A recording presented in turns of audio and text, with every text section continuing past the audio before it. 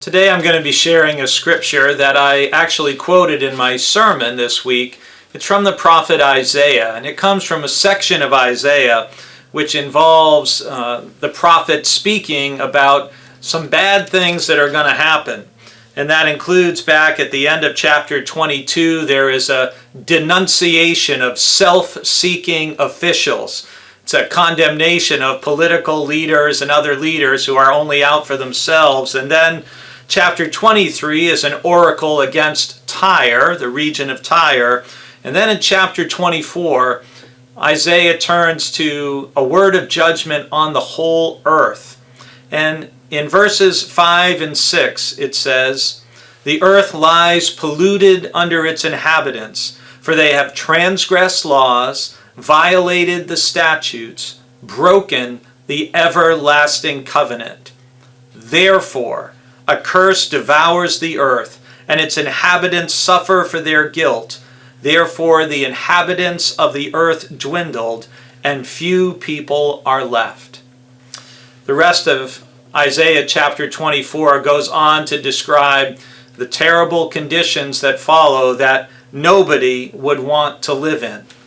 And as we take this week to follow up our theme related to caring for and valuing creation as God does, one of the things that we want to remember is that God established a covenant with humanity. And first with Adam and with Eve to care for the garden and to tend to it. And then with Noah and his family after the flood. And that covenant wasn't just with Noah and his family. It wasn't just with people. It was with all living creatures. And unfortunately, throughout a great deal of at least Western Christian history, we haven't done the best job of recognizing we are part of God's creation. We are not above God's creation. We are literally made from the dust of the earth, as it says in Genesis. And we are part of a web of life that we could not exist without.